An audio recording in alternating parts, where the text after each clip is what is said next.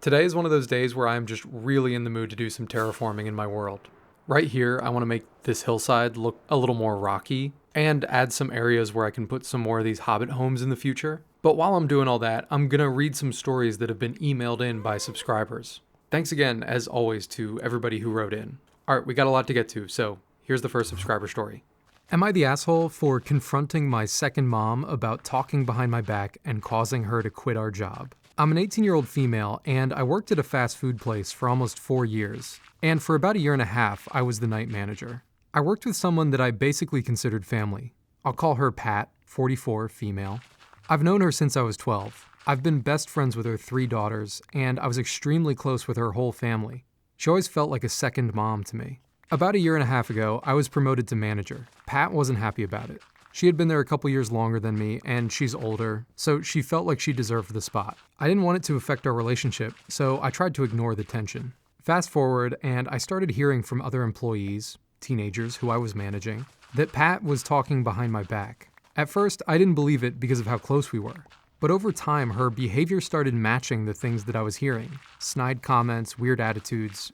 So I sent her a respectful message asking if everything was okay between us and if she had actually been saying those things. I wasn't rude about it. I was trying to give her a chance to clear the air. Instead, she completely blew up at me. I stayed calm and respectful because she was an adult and someone I loved and respected. The next day, we worked together, and I was the manager on that shift. From the moment she clocked in, she made comments under her breath, yelled at me multiple times, and even cussed at me. I kept my composure. About 2 hours in, she cussed me out again, stormed to the back, slammed the door, and just left her shift. I called my higher manager, panicking because I didn't know what to do. Later, I found out that she blocked me on everything. A few days later, our store boss brought us outside to talk. Pat told him I had sent her a, quote, dirty and nasty message, even though she knew my messages were polite and my boss had already seen them. Nothing got resolved.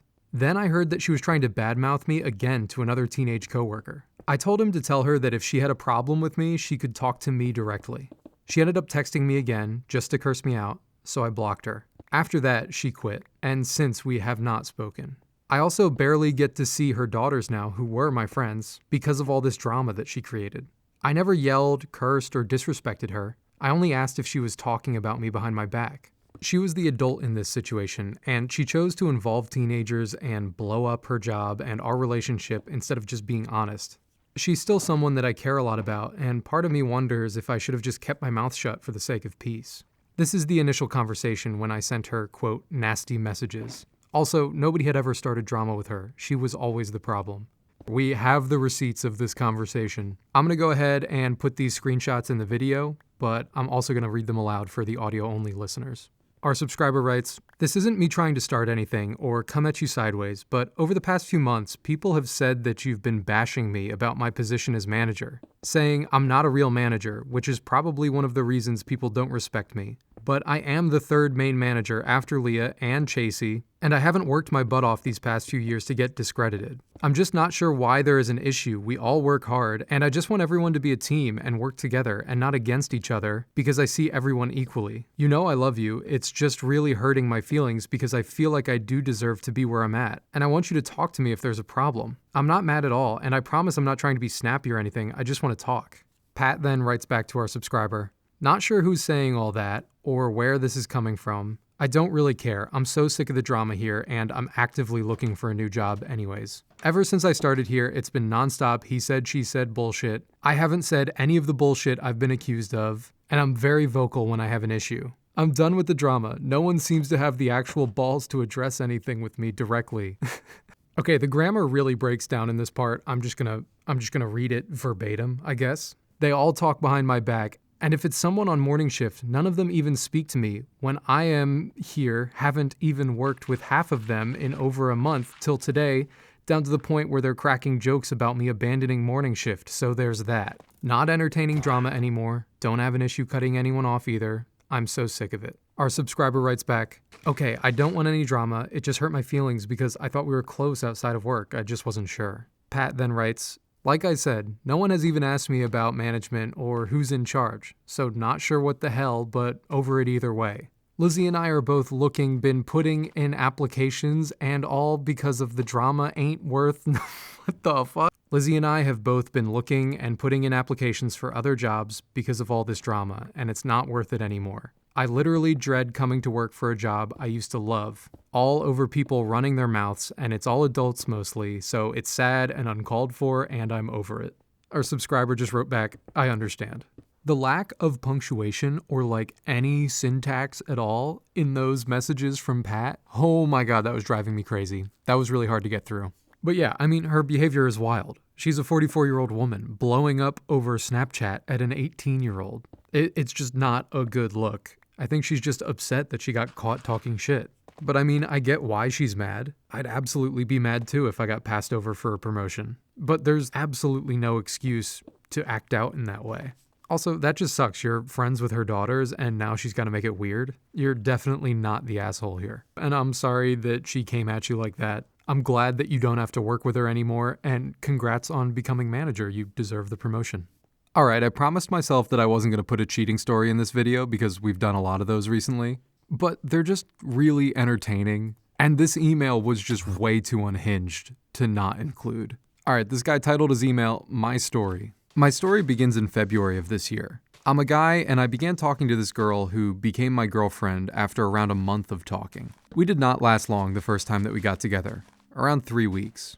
She broke up with me without clear reasoning, and I was really distraught and hurt because I felt that we had a very deep connection and I felt that she was my first love. We kept contact going because we both still cared about each other, and after a while, I found out that the reason we broke up is because she was cheating on me the entire time, with multiple guys, sending photos to them and in the talking stages. After a while, I forgave her because she seemed genuinely sorry for what she had done. We were on and off acting like we were together, but never official. We would be in contact for a month, I would get some hope for our relationship, and then we would argue and cut off contact for maybe 2 weeks at most. We were very toxic. I remember in May I told her to make a choice to either keep me blocked or unblocked and to just make that choice.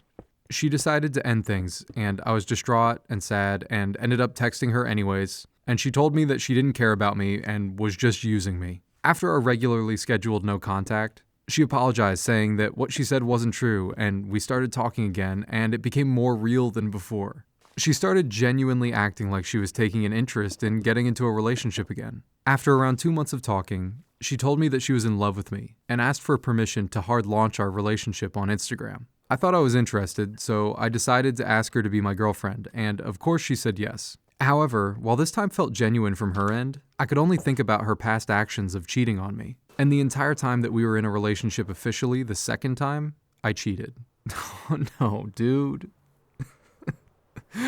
Why? I did things with other girls that I'm not exactly proud of, and I didn't care. I didn't feel remorse for her, or for what I did. I realized that I never had any interest in being together and only did it for revenge. Unrelated to this, we ended up breaking up because she said that she didn't want to cheat on me, and staying in the relationship, she was having temptations. So we broke up, and she never knew the truth. Around 2 days later, she texted me saying that she wasn't dealing well with the breakup. I told her that I didn't know what to tell her, and that was that. We didn't talk for another 2 months, but after that she broke no contact after I noticed her sister kept viewing my profile on TikTok. From the start, we kept it clear that we weren't going to pursue anything romantic and keep it friendly. She told me that she still loved me, and I wasn't going to say that I don't, so I told her I love her as well. We ended up hooking up again, and I began actually feeling guilty for what I had done while we were together. I told her that I have something to come clean about, and told her that I was cheating on her the entire time, and she revealed that she too was also cheating on me. She felt like she was going to get bad karma, and that's why we broke up. I don't know why I still think about her, because I don't feel anything towards her. I used to hate her, but now I just don't care. I don't know why I still think about her though, because we both did things to hurt each other. Curious for your opinion, thanks. Oh my god. Listen, I don't think I have much to say about this one. This one is just a wild ride. You guys need to stay as far apart as you guys can humanly get. Like you guys keep getting back together and then cheating on each other again. You're just bad for each other. You're just bad for each other. This is a toxic relationship, and you need to get away from her, and frankly, she needs to get away from you as well. But you keep thinking about her because you keep breaking no contact. Just don't talk to her, and eventually you'll stop thinking about her. All right, there's some rocky shapes that are starting to happen here, kind of. I think I'm happy with this so far. I should also mention that if you want to send in a story for me to read, you can send it to the email that is listed in the description or that I have probably put on screen somewhere. I still feel guilty for ghosting my Tinder date. So this happened about a week or so ago. I'm a 19-year-old female and was on Tinder mostly just trying to get back into dating after my breakup a few weeks ago. Soon I matched with this guy who was 18, and he texted me first. He was the first guy on there to make me genuinely laugh, and we hit it off almost instantly, just sending corny and really cringy Minecraft pickup lines to each other. Around a few hours after we started talking, he admitted that he really liked me and that he had shown his friends our text, and according to them, I was the one. He also kept insisting that we video call, but I kept declining, mostly because I was on a family trip and didn't want my parents to know. I will admit, the relationship was really rushed, and it could have been my fault for accepting him so quickly. Basically, the day after we met on Tinder, he asked if we could go on a date, and of course, me thinking that it wouldn't be weird, I said sure. After I accepted, that's when it got really weird. He started to tell me about his kinks and how they were a bit embarrassing. Our subscriber then goes on to list this guy's kinks, which I'm definitely not going to read here, but rest assured they are indeed strange, I can confirm. But apparently he was also trying to solicit videos from her of these kinks, which is gross and bold of him. Anyways, continuing on with the email here. At this point, I was really uncomfortable, but I stayed with him because he was a great guy besides that. When I finally got home, I hopped on Minecraft and friended him because we planned to play Minecraft as a first date. From what he did tell me on Tinder, it sounded like he was great at the game, even a pro at it, which I was really excited about. But when we finally hopped in call together and started to play, I realized that he had totally lied to me. He was terrible at the game, and I wouldn't even be surprised if that was his first time playing. He understood the basics, like how to get and make wooden tools, but other than that, I was carrying him. It honestly made the game not fun to play. With the combination of him pushing for those videos, rushing into dating, lying about the game, I honestly didn't want to be around him. I went to one of my friends for advice, and she told me that I should honestly just block him and move on, because if all of that happened in 3 days, then imagine what would happen down the line. I did block him and deleted him on everything. I'm taking a long-needed break, but I still find myself feeling terrible for ghosting him, and I don't understand why. If anyone has any advice or suggestions to help get over this, thanks, I really need it. I think you did a good job here cutting your losses with this guy. Typically, my rule of thumb with ghosting is not to do it. It's just kind of a dick move, and I don't really know how it got so normalized in our culture. Well, okay, actually I do know. It's because dating apps make it immensely easy to ghost people. But if you've actually met the person you're talking to and gone out on a date, it is incredibly rude to just stop talking to them and vanish into the night. It's also just not that hard, if you go out with someone and it's not the vibe, to just say, hey, I had a great time, but I don't think this is what I'm looking for right now. And then you just both move on with your lives. The amount of stories that I hear from friends that went out on a first date with somebody recently and then just never heard from that person again, it's wild.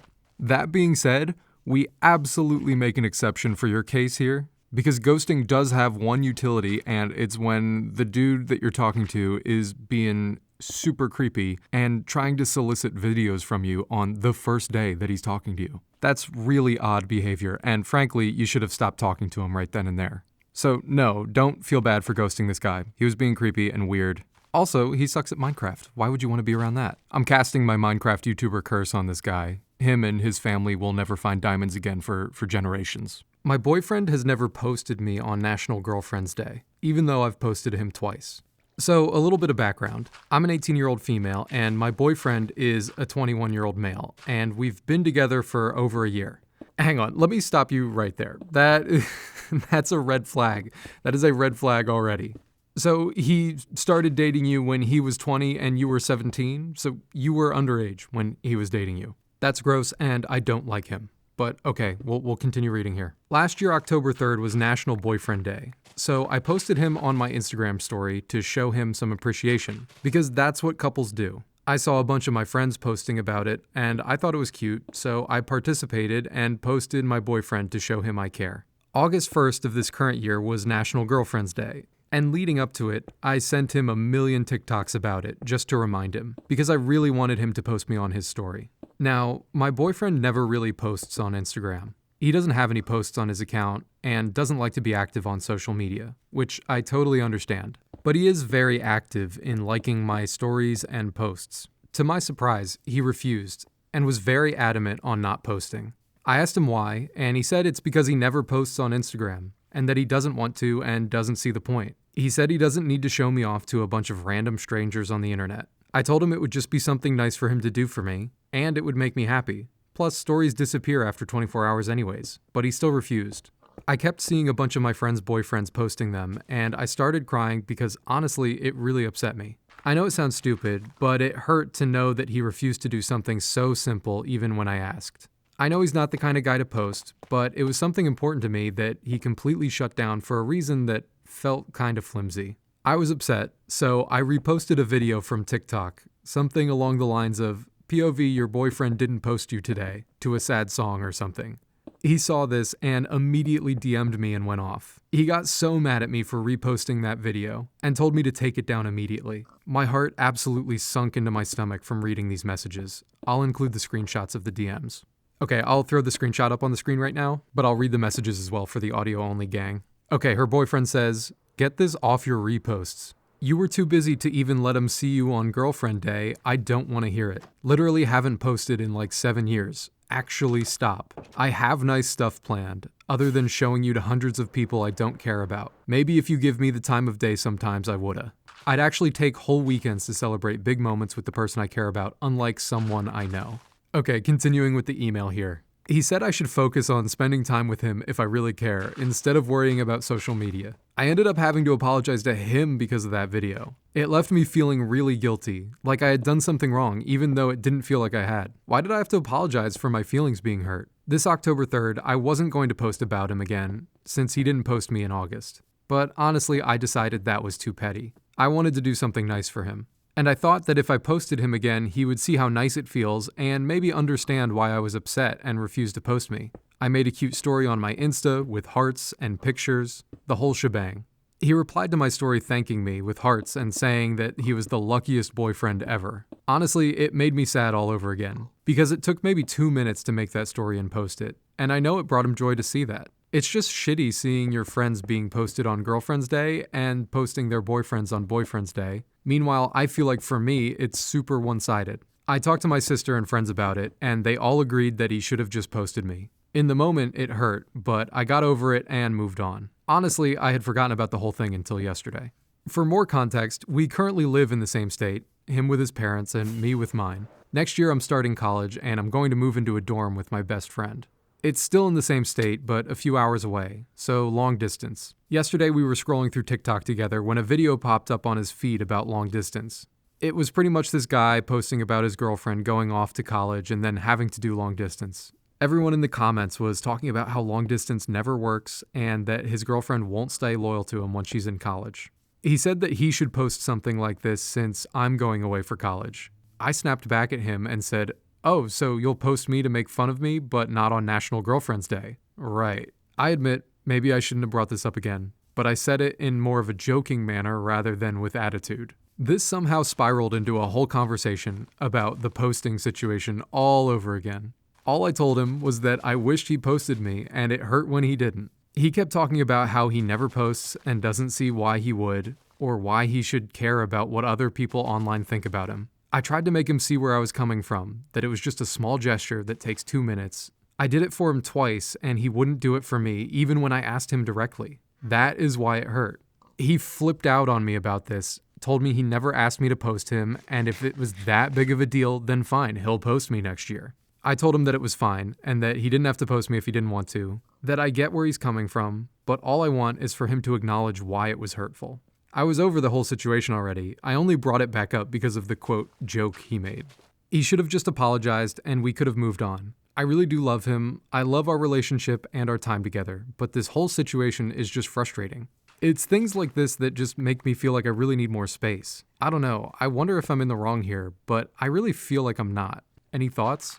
Alright, ignoring the fact that your boyfriend is a groomer for the moment, and ultimately I do agree with you, but I kind of hate that I do see his side of the argument a little bit. I used to hate posting on Instagram, and I've definitely been this guy before that's like, oh yeah, I don't need people knowing my business, and social media is stupid and blah blah blah. I think if it were a couple years ago, I would be fully agreeing with this guy. But the thing that I've learned in the last couple years, and I mean, this is a no-brainer, but whatever matters to your girlfriend should matter to you. And even if posting an Instagram story seems dumb, if your girlfriend comes to you and says, hey, can you please post a picture of us? This really matters to me. Then just post the picture. It's not a big deal. Like, why dig your heels in? If you care about this person, just post the story. It's something really small and it shows that you care. Now, I will say that it is petty to post a video on your story calling him out. I think you knew what you were doing, and it's very funny, but you're definitely antagonizing him. You definitely shouldn't have done that. But, I mean, we got a good story out of it, so I'm not mad. Also, let us not forget that he's automatically wrong forever because he started dating you when he was an adult and you were underage. So he's a dick. But I did receive an update from this subscriber the other day, so let me read that really quickly. Update. We broke up. Well, I broke up with him on Saturday for unrelated reasons. He was getting really controlly and super clingy and insecure. Well, he had always been like that, actually, to be honest. I'm focusing on myself, my career, health, family, and friends. Things aren't bad, but they aren't great. I see brighter days ahead for myself, and I'm honestly glad I did it, and it's just finally over. Thanks for reading. I'm glad that you're moving forward in a better place. Everybody clap it out. She broke up with the groomer. Oh my god, leave me alone. My pillager neighbors have been trying to murder me all day. These guys must really hate my terraforming. I really should have put more thought into putting my base directly next to a pillager hut, pillager outpost, whatever it's called. These guys will pillage literally anything that moves. This email doesn't have a subject line, but this subscriber was writing about graduating from college. I'm sure it's not a unique struggle that you haven't heard before, but I'm in my final year of university and I have absolutely no idea what I'm going to do after this. I came into this degree with a clear idea of what kind of career I wanted to pursue afterwards. But now that I'm actually nearing the end, I feel it's so much more difficult to actually work out what I want to do and if it'll be the right path for me, because it seems like there's so many other options, as well as lots of things to consider which I didn't think about initially. To add to that, I've really enjoyed being away from home and the freedom and space that university gives me. And it's hard to think that after my degree ends, I'll be back to living at home full time, especially with how cramped our living conditions are. I guess I'm worried about that shift from university life, which I've really enjoyed so much for the past 2 years, back to normalcy and being at home, which, after being back for about a month for summer holiday, I know I'm going to find quite difficult. I know logically that whatever happens, it will be okay and it'll eventually work out. But I guess I just want to ask, how did you navigate those shifts from living at home to moving out, from being at school to then joining the working world? I'd appreciate any advice you have on this or experiences from the commenters also. It's been some time since I graduated and the job market's a little bit different from back then, but I definitely still relate to that fear of change.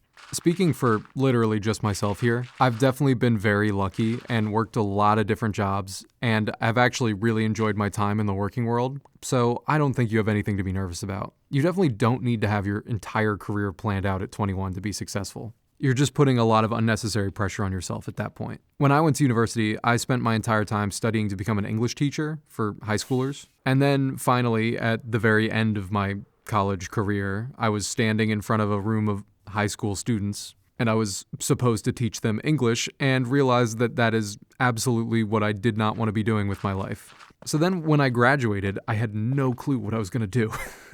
It's actually just a terrifying feeling. But I think if you don't know what your career is going to be, you have to be open to trying a lot of different things and eventually opportunities will come. The crazy adjustment that I had to make was that once you're out of school, your time is no longer broken up into like school years. And so time starts to pass really quickly because you don't have any reference points. I don't know if that makes any sense or if I'm explaining that right. It's weird. You just kind of have to believe me on that. You'll look up and 2 years will just have gone by and you'll have been working the same job. That definitely happened to me recently. In my most recent job, I started it when I was 25 and then all of a sudden I'm just 29.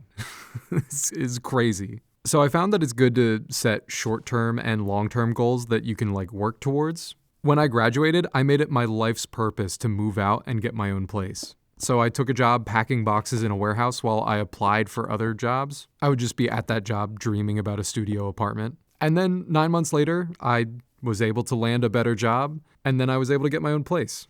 I might speak about this more another time because I think I've got more to say about this. But if I can give you a piece of actual advice, it's to keep in touch with literally everyone you met from university. Every job that I got after graduation, I got from networking with friends and professors. You're going to do great in the working world. We'll be happy to have you. This next subscriber writes, my parents manipulated me into coming out to them, and now they act like I never said anything in the first place. Just over a year ago, I was 16 at the time, I was on a family vacation, and my mom asked me to come talk to her. She said that if I ever came out to her as gay, trans, or anything else, her and my father would continue to love and support me, no matter what. I thought nothing of it, and wrote her a note that I had planned to give her when I got back. Basically, I told her that I was trans and that I identified as female. I was honestly pretty excited that I finally got the chance to be myself around my parents, and then maybe some of my less close friends. When we returned home, I told my parents about who and what I really felt like, rather than who I pretended to be around them.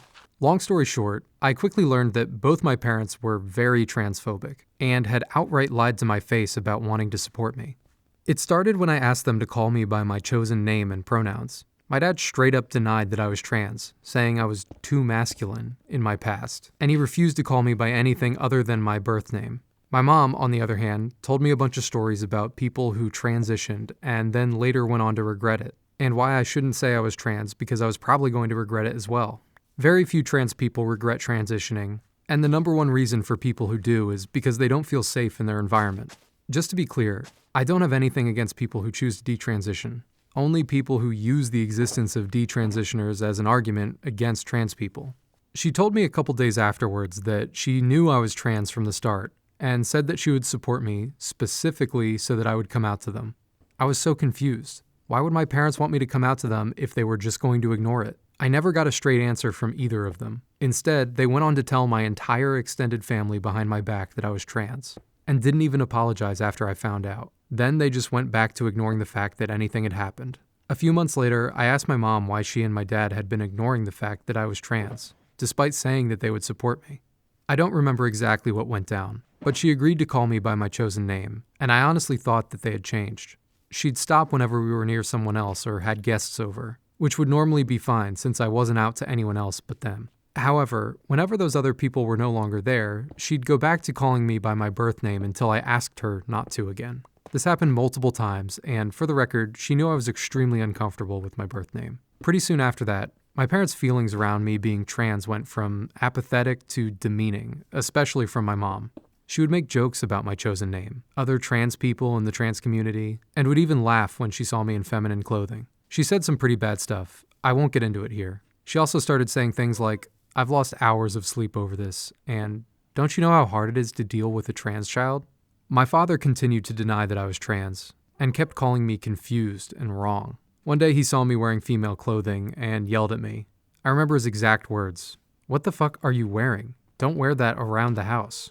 It probably doesn't seem like much, but it hit me like a brick. That was the moment that I realized my parents would probably never even try to support me, no matter how hard I tried to convince them. After that, I gave up on trying to get them to understand, but never stopped thinking about it. I honestly don't know how to feel. On one hand, I feel like I don't even love them anymore. I know it sounds extreme, but it's been really hard for me to genuinely have positive feelings towards them when they ignore a key part of who I am that majorly influences the rest of my identity. On the other hand, I genuinely enjoyed their company before coming out to them, and we have a lot of great memories together. I don't want to dislike them, but I don't know how else to feel after everything they've said and done. It's been over a year since I came out to my parents, and not once have either of them brought it up or tried to show any sign that they've even cared.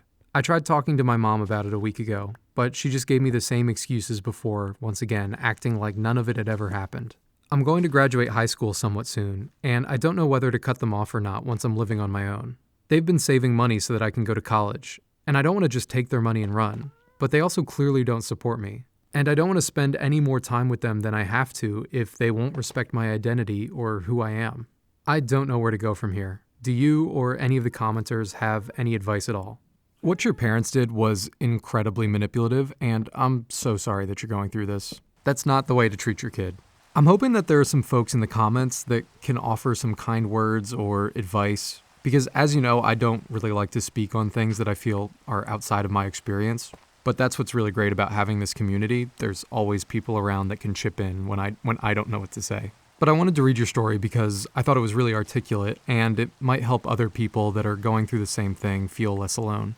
Go ahead and read some comments. They usually say something way more intelligent than me anyways. But thank you for your email. I'm glad that you're being who you are. Alright, this next subscriber titled their email, "Just Need to Vent to Strangers." I'm a 24-year-old male, and my wife and I are expecting my first child. My wife has 3 kids already from her previous marriage, and they're awesome, and we get along great. But I'm both terrified and excited about a child of my own. It terrifies me that I might end up like my dad, who was gone all the time for work and was emotionally distant. However, he's now very close in my life. I know this is a thing that all new parents go through, and I'll probably remain terrified that I'll ruin my kid for the rest of my life. But thank you for just giving me a void to write this all down finally. Congrats on the new kid, man. That's amazing. And you're gonna be a great dad. Listen, I'm a couple years older than you, and you're already like 3 stages in life ahead of me. Like, you have a wife, and you're taking care of her 3 kids, and you have a baby on the way. I think you're infinitely wiser than I could ever be. But if I can speak to this at all, I'd say the nerves are a good sign. That means that you care. I think that if you're stressing about it now before the baby is born, you're one of the good ones and you're gonna crush it. And you're literally already parenting as we speak. You're taking care of your 3 stepkids. You're out here getting reps. But I totally understand the nervousness. I'm not remotely a parent and I'm still nervous about parenting, but I think you're gonna do great. And send through an update when the baby comes. I definitely wanna hear what it's like to be a new parent. I know I should build a farm that produces frog lights, just because they're like one of the most annoying blocks to get in the game. But I do kind of low-key love just taking my frog for walks through the nether and letting him have these little Pokemon battles with magma cubes. Look at the animation on this. This is adorable. Good job, buddy. You got him. I think I am really happy with the terraforming that we got done today. It looks pretty good to me. But honestly, I'm so pissed at these pillagers that keep trying to murder me. Oh my god. How are they so fast? Oh my god, there's so many. Leave me alone. I desperately want to get back at these guys, and I think I have thought of a build that they're definitely going to hate. Am I aromantic? My story doesn't have any drama or action in it, but it's a problem that I've been worrying about for a while, and I'd love to hear some feedback on it. I'm a girl in my junior year of high school. All of my friends my age are having crushes or are in relationships, and I don't seem to relate. The last time I've talked to someone was in 8th grade. It wasn't mutual, and ever since then, I haven't really felt that way towards anyone, even though I've been trying to kind of force myself into it. I've complained to my mom about not having a boyfriend when most of my friends do. She asked if I liked anyone, and I said no. She said that might be the problem then, lol. Your mom sounds like a straight shooter. I've talked about this with some of my friends too, and all of them have said that they can't relate and that they're constantly getting crushes on people. I feel like me not liking anyone might be the result of me being insecure and thinking that the person won't like me back anyways, therefore not even letting myself be attracted to anyone romantically in the first place. So I guess my question is this normal? I want to be in a relationship, but could I be aromantic? Has anyone else experienced this? Please let me know what you think about this. I have definitely experienced something similar, and I don't really know if it's common or not, or if you would call it like being aromantic. But I vividly remember being about your age and confused as to why I wasn't crushing on people as hard as my classmates were. For me, I think it was a fear of vulnerability, kind of like what you were describing a bit. It takes real vulnerability to be in a relationship, and I think for a while I struggled with the idea of being open to be hurt. Like, it was easier to just be alone, and that was my defense mechanism. Apparently I'm over that fear now though, because I'm out here just spilling my guts on the internet. But it's hard because it can feel like there's so much pressure to get into a relationship because that's what everybody says you're supposed to do. Just realize that there's literally no rush at all. All that pressure is imaginary. And eventually somebody comes along and knocks your socks off. Or they don't, and that's also fine. You don't need to date anyone if you don't want to. My ex is sabotaging my social life. I want to vent a little bit about some things that my ex has been doing lately and how it's impacted my college experience so far. When we broke up, my ex, 18 female, and I, 19 male, had been dating for exactly a year. However, it was around the 7-month mark when things started to feel just generally off. She wouldn't want to be around me unless I asked. She was also just generally cold towards me and would snap at me about seemingly small things, such as me standing in her way or vocal stimming. I would always apologize for it and make it up to her, but it still really hurt me every time, as if there was something fundamentally wrong with me. We both have autism and ADHD, however, I'm a lot more socially awkward than she is, and it often felt like she resented me for not being as socially adept as she was. One day, I called to confront her about the way that she'd been treating me, and then she responded that she essentially had fallen out of love with me months ago and saw me more like a friend. Even though this really hurt me, I knew that the relationship hadn't been working, and this was the best possible way that we could have broken up. However, a few days later, she called me crying about how she wasn't ready to break up and still wanted me, and I felt guilty and still wanted her too, so I said that I'd be willing to try again. I talked with my friends about it, and they helped me realize that she didn't actually want me. She just wanted to feel loved and have someone support her emotionally. After this, she made a complete 180 and said, "Hey, I'm going on a cruise with my best friends. I think that we should just be friends." After that, I was crying in my bed for that whole week while she partied in Mexico. Fast forward to now, we've both started at the same college, which I knew was a bad idea. I remained friendly with her, and for a little bit she was nice to me, but things started getting weird around the 3-week mark. She started getting cold towards me again, which made me really anxious and uncomfortable. And what was even worse was that whenever she'd hang out with people when I wasn't there, those people started to become cold towards me too. This made me extremely depressed, and ever since that started happening, I stopped eating dinner with my friend group, choosing to eat dinner in my dorm alone now. And now I just spend the majority of my time in my dorm. I was super lonely in high school, and I was really excited for college because I wanted a fresh start. But it feels like she's talking shit about me behind my back, and that's ruined my chance at a fresh start. Something in the back of my mind tells me that I'm just looking to blame someone, and that this whole situation has been my fault the whole time, and that I'm just too socially inept to see it. That completely sucks, to plan to go to college with your girlfriend, and then you break up, and now you're just at the same school together with your ex. I'm sorry, that's really rough. I think you gotta get out of that friend group, my dude. Or if it's not a friend group, you gotta stop hanging out with people that she's hanging out with. I think if I were you, I'd be looking for people to hang out with that don't know your ex. And I know that's easier said than done, but even if she isn't talking shit about you, I would say you should try to develop some friendships that are independent of her and minimize the amount of time that you're spending with her. I mean, the truth is that you just don't need to hang out with her anymore. You're broken up, you can be cordial, and you should be cordial, but you guys don't have to run in the same circles anymore. It's not high school. If I can rant for a second about like early college friendships and friend groups, you do like always end up finding your people, but I remember those first couple months spending time with this group of people where everyone just hated each other and everybody was talking shit. Because everybody wants friends and not everybody has found who they actually want to hang out with yet, so they're just hanging out with anybody. I don't know, it felt like the first couple months of my first year of college was just this like messy, just shit talking everybody. It's probably not everybody's experience, but I just remember being a part of this friend group that just would not stop self-destructing. And I mean, just thinking about you, I can't imagine having an ex-girlfriend on top of that in a friend group at my college that is just like potentially bad-mouthing me to other people. That just sounds miserable, and I think you should avoid her. But I think college can absolutely still be the fresh start that you want. I'm sure your school is at least large enough to where you can get some distance from her. But it's going to work out. Go make some other friends. You're going to be fine. All right, this subscriber titled their email, "From losing 78 pounds to losing friends and a tooth. I need your advice." So over the last year and a half, I've been through a lot of character development. It started when I realized I was overweight and went on a weight loss journey. I ended up losing over 78 pounds. Hell yeah, dude. After that, I started college, where I met a girl who I was genuinely interested in. We had a couple of deep talks and good times, and for a moment, I thought it could become something real. But then I found out she was heavily into drugs and told me that she went as far as to steal her grandma's pills. I knew I would miss the connection we had, but I decided to slowly distance myself from her for my own good.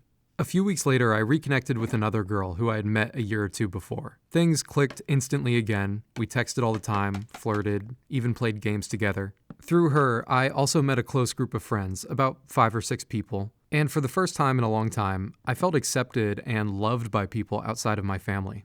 But then my past caught up with me. As a kid, I was treated badly by others, which left me with deep anxiety and doubts about whether people could truly like me. Most of the time I kept it under control, but eventually I started slipping. A couple of times I became toxic while gaming with her, when she talked with other men. Very dumb, I know. I'm ashamed of myself for doing it. I know better now. Instead of facing my problems, I chased that sad high whenever people responded with positive messages and deflected them. After about 1 to 2 weeks of this, everyone began distancing themselves from me. When I realized what I was doing wrong, I tried to fix things, but by then it was too late. They'd make excuses not to hang out with me, and I even caught them doing the exact things I suggested, just without me. Eventually, upon me directly asking what I did wrong in order to have a better chance to better myself, they told me that I was annoying, amongst other things, which crushed me, because I thought that I had finally found people who cared about me as much as I cared about them. Then, a day or two later, they kicked me from the Discord server that we all used to talk and hang out in. But I missed them so much, I kept adding and removing them, just to check in. Most ignored me, but the last time I reached out, I apologized for everything that I'd done. To my surprise, one girl from the group actually apologized too, which showed me that she might have actually been one who cared. Still, the girl who I spent most of my time with never responded to any of my apologies. On top of all this, my past mistakes kept resurfacing in other ways. Because I didn't take good care of my teeth when I was young, I had already gone through 2 root canals at 18, and recently one of those teeth broke in half and had to be pulled out. Losing it felt like I was losing a piece of myself. And around the same time, my college program was suddenly canceled. Though, with some luck, I managed to get accepted into one of the best colleges in my country, which I'll be starting soon. With all the highs and lows of losing weight, making friends, losing them, losing a tooth, losing a place in my college, and then getting into a top college, I feel torn apart. From the outside, my achievements make it look like I'm doing great, but inside I can't shake that feeling that I ruined the best relationships that I had and damaged myself in ways that I'm sure I can never truly heal. And that's really my big question. How do I accept my past mistakes? How do I let go of the relationships that I've lost, accept the things that I can't change like my tooth, and finally move forward without being crushed by guilt and disappointment in myself? That's a lot of really big questions in a row. So I don't know if I can answer all of them, but I mean, congrats on losing the weight and getting accepted to a great school. It sounds like you've got a lot of really amazing things going for you.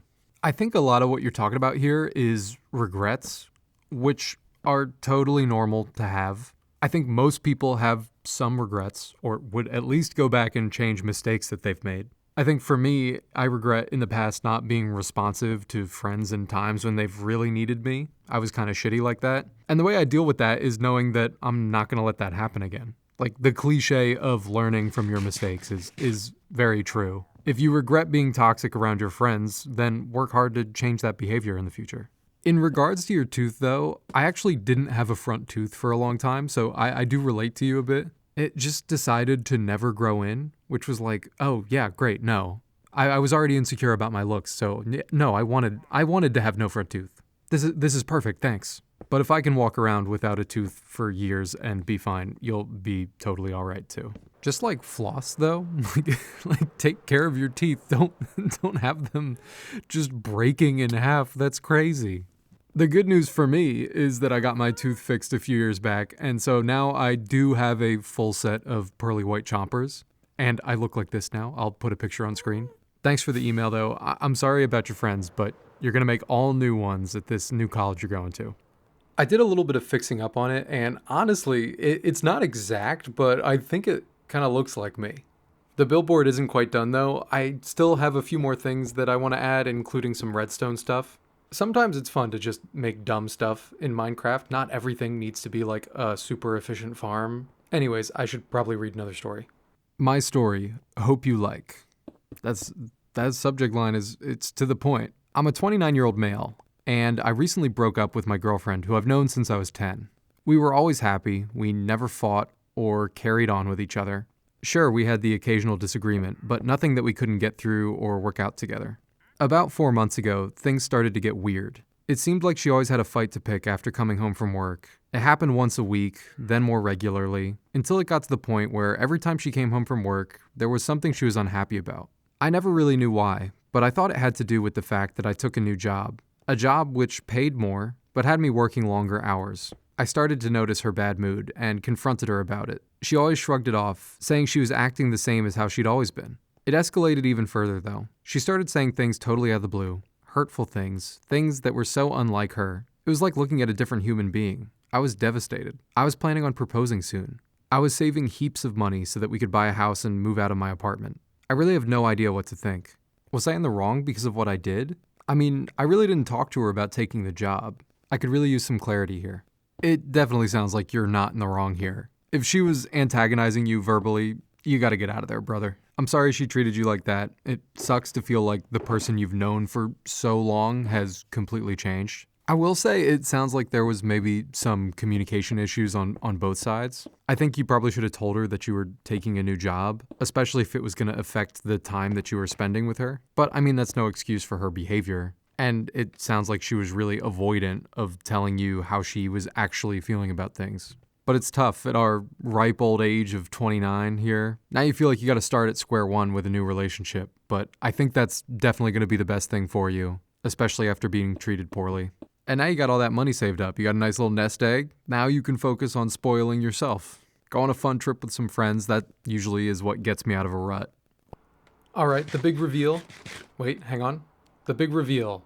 A billboard of me that blinks and gives these pillagers the finger. I think it actually came out pretty good. I'm pretty proud of this. The finger looks a little bit phallic, but that might actually be a plus. I haven't done a lot of pixel art, but I think I got pretty close. And the redstone is an absolute mess. Like, don't come back here or look behind the billboard.